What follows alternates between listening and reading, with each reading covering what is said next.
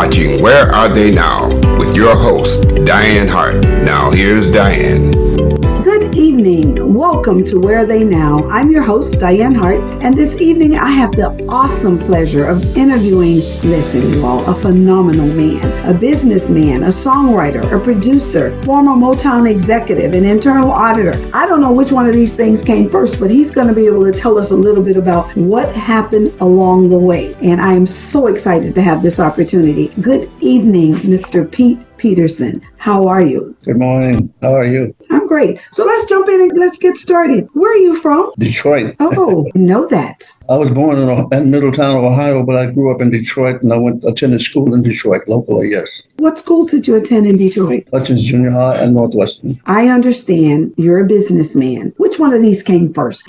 Were you a songwriter before you got into your business ventures, or were you a businessman and then you began to write music and produce and all those other things? Well, I think I was a business boy first. I started my little businesses around the neighborhood where I grew up at, cutting lawn, washing windows and things. That was my first endeavors. So the business came first, and songwriting came along as a necessity. You say as a necessity, but it was always there. As a kid growing up, was that something you aspired to be, was a songwriter? No, I didn't aspire to be a songwriter. Actually, it was just a necessity. I used to, as I got more involved in the industry, I would hire people to do things for me, and I wind up wasting money and not really getting any activity from it. So I just said, well, I can do this better myself, and I just started doing it myself, and went on from there. So these songs, just how do they typically come to you? I mean, when do you think you're the most creative? Well, I try to deal with real life events and things like that. Things that you see happening every day. Those are the kind of things I try to write about so that people can relate to them, which gives it more commercial value. So as you were progressing along with the songwriting, I understand that you do some producing.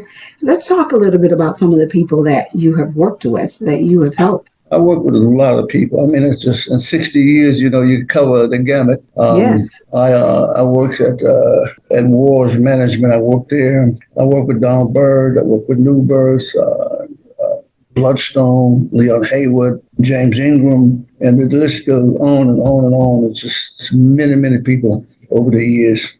How many people have you produced? Oh, I can't remember. It's been so many. Wow. That's where I want to be. So many that I cannot remember. Wow. I worked with Chuck Roberson, Bobby Jones, Peggy Scott Adams, Leslie Wilson from Newbirth. I worked on Donald Byrd. I worked on Willie Bobo. Just tremendous amount of people that I worked with. So let me ask you this. How many gold records have come out of? By 2025, I think. I quit counting them. It just got to be... It just came naturally that all these gold records were coming, so there was no real point to keeping up with how many you had. Exactly. Must be nice. Mm-hmm. So let me ask you this. Do you play any instruments? Do you sing? Do you do anything other than write the songs? I'm a keyboard player. I was a member of Local 47 Musicians Union in Los Angeles for probably 25 years. And now I do just about all my own instrumentation for whatever I need.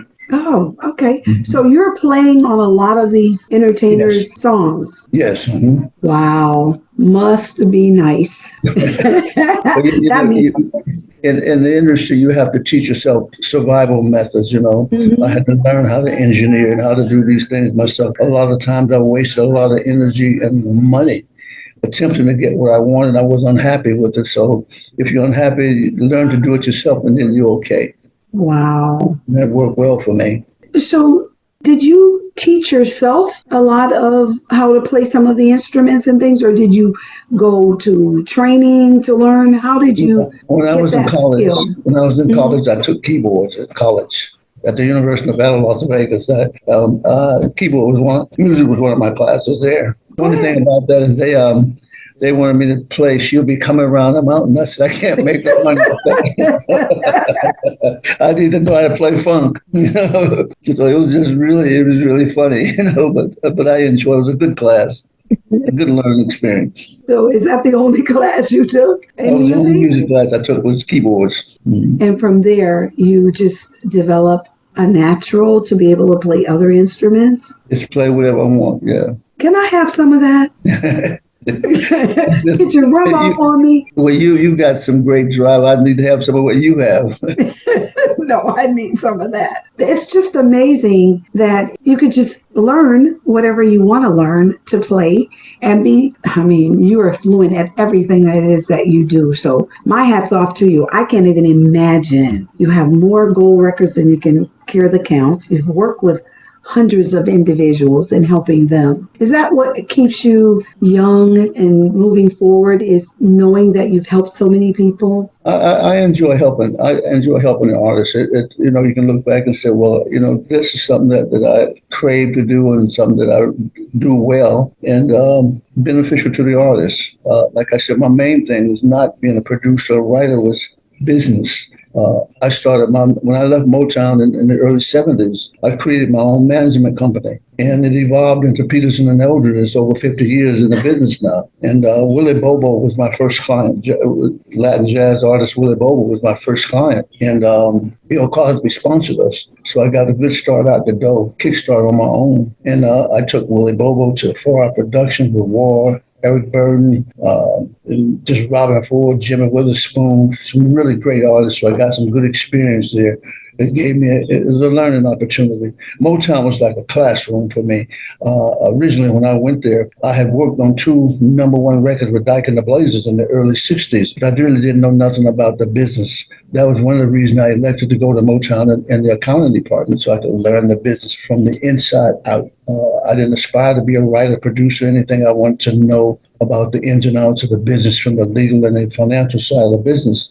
And then prepare myself to be an independent, to do what I needed to do to own myself and own whatever I create. And Motown was a great learning experience for me. I'm very appreciative to the people at Motown for that opportunity to grow as an individual and learn great information. So let me ask you this. I know you could teach. I know you can teach. There's no question in my mind. Have you taught any other artists some sense of the business and how it should work? Well, I've had some really, really successful artists. And one of the things that I stress from the artists before I would work with them is that I don't want to just do something that's going to last for you to have fun for a week. I want to make it a lifetime adventure. I teach them about finances and how to the ins and outs of the business work and what's the most advantageous thing. As an example, there's a big thing going on now about artists getting their masters and owning and publishing. Well, back in the early 70s, Leon Habert was one of my main clients. We were together over 30 years. And he owned all his publishing. He owned his masters and something. Way before Michael Jackson and Prince, we were already there. So we set some really high standards in terms of strides and ownership. So those are the things I tried to stress. We need to own what we create. And that was really, really a good thing for us. I'm sure it is, because if you own it, then that means you get to control it. Exactly. Yeah, which makes a whole lot of sense. So let's talk a little bit about your days at Motown. What was that like? You say it was like a classroom. When you say that, let's talk a little bit about it. Tell us something about it. Well, I had the main thing is that when I worked in the finance department, I was a senior accountant, and I got a chance, an opportunity to see how the financial structure was built. And from there, I was selected to go to the creative division's A&R as a financial controller. So from the creative side, I got to learn how to manage the finances in terms of creating product, the costs, how to get artists, royalties and contracts, and the exposure to all the intricate workings of the business, the promotion, production, all those things that are necessary to be successful in the business. That was what I really, really learned at Motown. I worked with a great lady, Suzanne DePass, when she was coming up. Yeah, so it was a great time. So, Pete, how many people really ever today will ever get that opportunity? That is rare that you got that, and then you got it and you were able to share it with so many other people. You hardly hear anybody talking about that today. Well, I felt it was a destiny fulfilled. My home in Detroit is only less than a half block from the original Motown office. And I went through that yard every single day coming from school. And the majority of the people that established Motown, early creative side, were my classmates, the Reggie Dozier, Sherry Payne from the Supreme. We all were classmates back in Hutchins.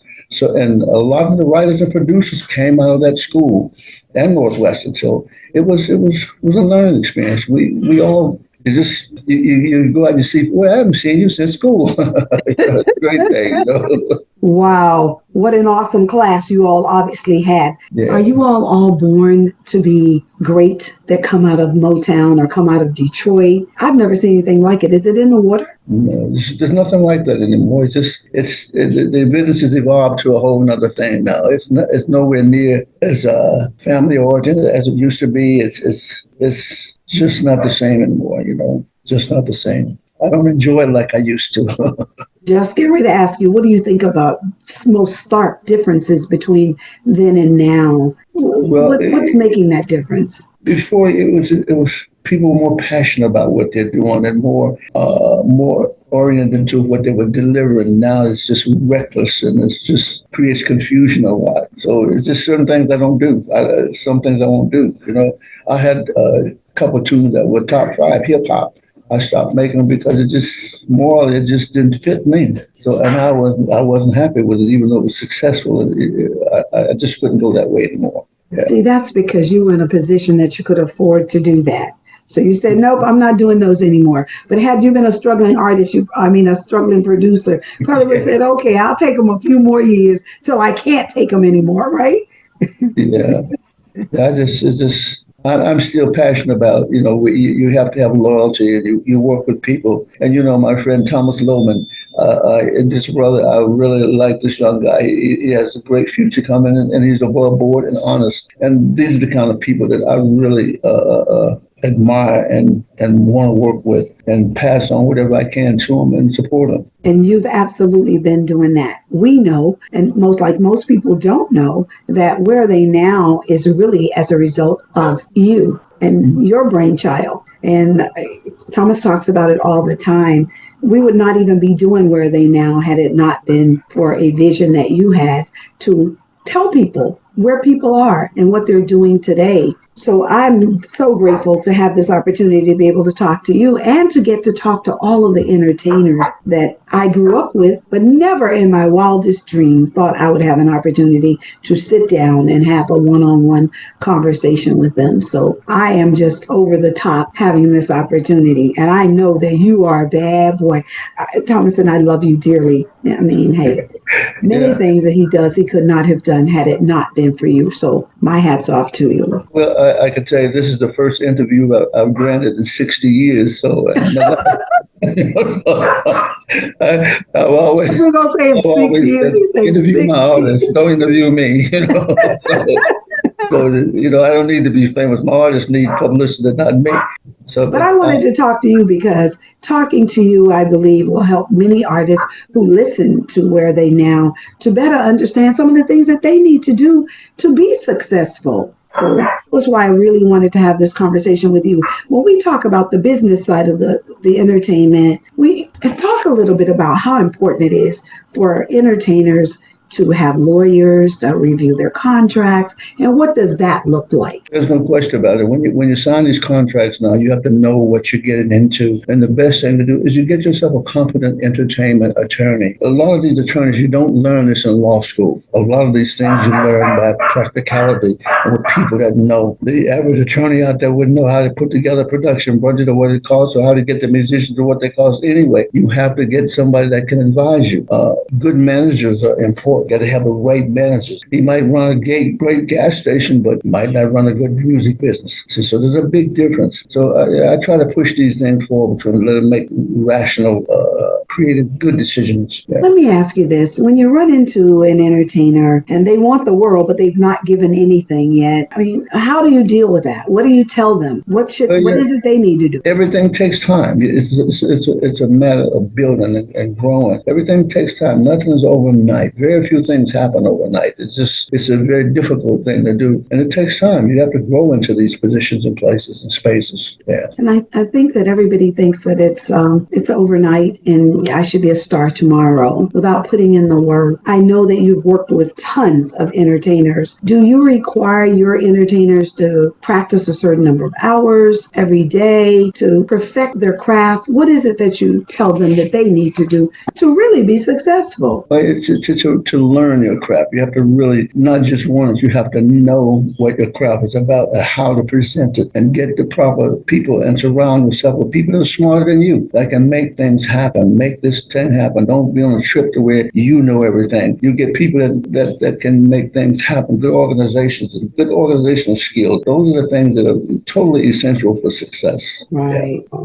Yes, they are. If we could just get everybody to begin to understand that is what will help them to become successful. Well, I want to take a break because I want to hear a song that you wrote. Did you tell me you co-wrote the song or did you write this song? Co-write and co-produce on these two songs. Okay. And the very first song that we're going to play is You Ain't Wait a minute. No proof. You ain't got no proof. Okay. Right. You ain't got no proof. And right. Then when we come back, I want to understand a little bit about what you were talking about. Okay. So we're going to take a break and we're going to play You Ain't Got No Proof. So let's do that and we'll be right back.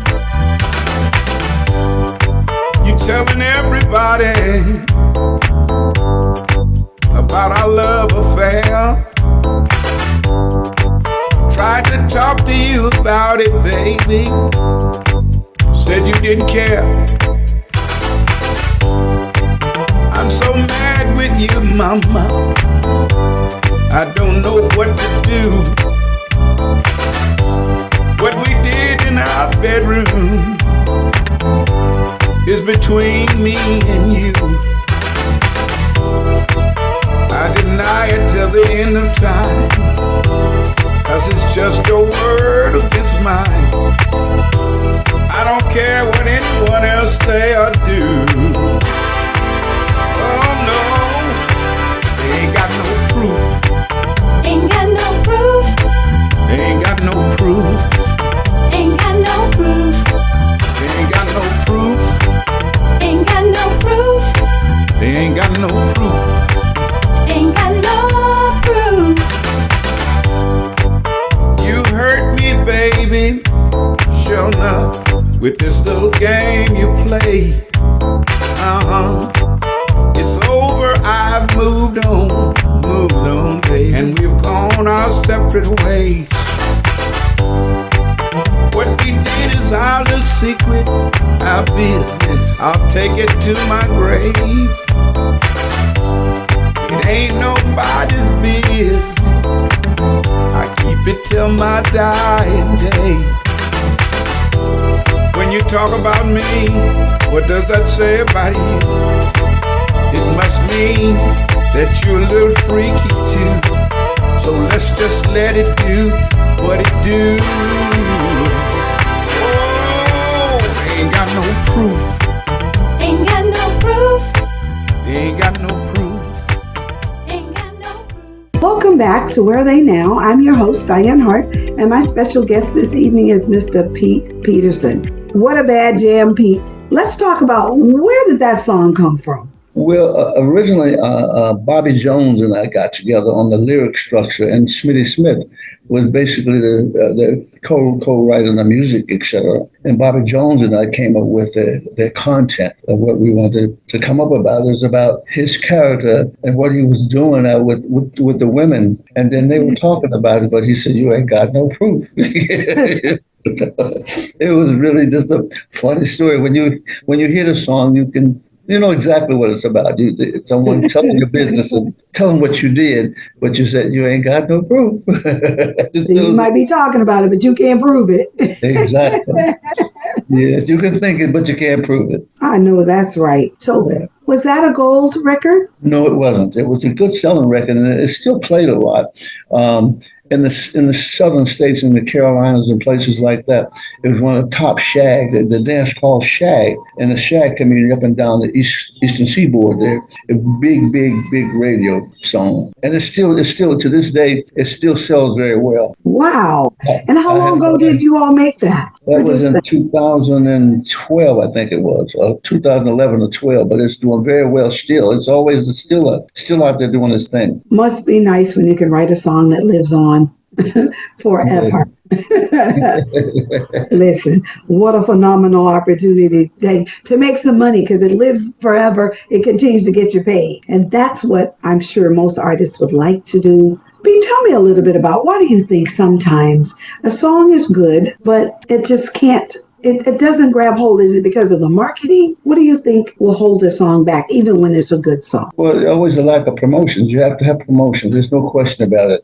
In the industry now, it's very difficult to get radio play or anything like that. The major companies have all the spaces, and a jock can only play about 15, 16 records in an hour, and the handout is what kills us. It's killed the industry. Radio is really bad for certain genres right now. Southern soul is coming on really strong, and it's competing with R&B now. And but blacks in turn don't control R&B anymore. So things keep changing, and so it's very difficult. You have to have good promotion and a good song too, good production, good songs. You have to have something that people really like and can relate to. There's good ones out there. There's some good artists.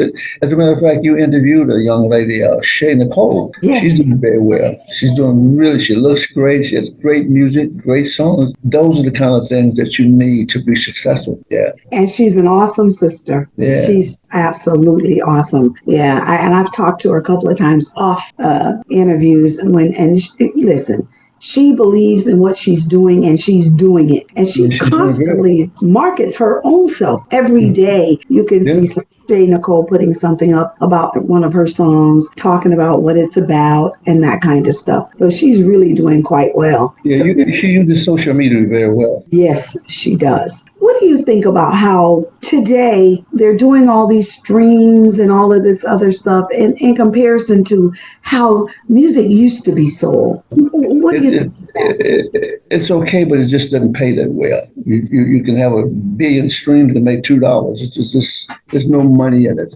That has to change somewhere along the line, and I think it will change. It doesn't help a lot of people. And with the advent of social media and the internet, it took the industry to a whole nother level. It's just nowhere near like it used to be. Now you've got to be totally involved in the social media. If you're not, nobody knows about you, period. You've got to get the stream, you've got to get the Facebook and Twitter. You've got to have all those things happening for you. Yeah. So do you think it's going to change and maybe reverse some? It won't reverse back, but it'll change to another level.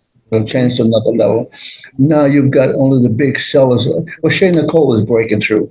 Every now and then we're going to have someone that break through. But the Beyoncés will always be there. Those kind of acts will be there. They're the mainstays, but not too many of them. When there's millions of artists out there now, you can go to any social media and you've got thousands and thousands of artists to choose from, and it's free. So if you can't get in the mix, you have a problem. and it hurts. We don't have a lot of live performances because of that. A lot of good records, but they can't perform because there's nobody promoting. Wow. So that has really damaged the industry as far as people trying to get their music out and get out on stages. So what do we do as entertainers? Well, one of the things that I did back in the early days when I was with Dyke and the Blazers back in the 60s, you're not old enough to know that yet. Oh, I know all about the 60s. We had big songs like Funky Broadway. I remember it. I would rent places like USO clubs, and places like that. And we'd take the door and they'd take the bar. And I was better off doing that and doing that for 4 days out of the week and just having the locations across the country than having a promoter because we made more money doing that. And we can work with the local disc jockeys, et cetera. So that's one of the things they might have to bring back is you have to promote yourself. And I did that with a lot of my artists. We did self-promotions and controlled every bit of the activity. That could still be a winner for today, huh? Oh, yes, no question about it. Because most cities you go into, there's a USO, there's a what do you call it? The American Legion. VFW. Right. VFW. Right. Mm-hmm. See 400 people, they get the bar and you get the door and you get a Thursday, Friday, and Saturday, you make a few dollars and you do much better than working with a promoter to get nothing. So how do we get that word out to people? How do we get them to better understand that you can self-promote and do some things for yourself? Well, no question about it. You have to do that. If you don't do that, you're not going to be successful. It's all about promotions and promote. And I try to express that to every artist. You've got to be into the social media every single day as you possibly can. And you've got to self-promote. I've got some artists you can't even sell, but they have good records. They can't get a day to work. So What do you think? I'm sorry. Go ahead. They have to stay on a day job because there's nobody to promote them. The promoters are out of business now, too. See, when I first got with Leon Haywood, I met him because I was the promoter of the shows in Arkansas that he was on. You see? So not only was I exposed as a promoter, but as a manager, etc. So those things helped my business both ways, promote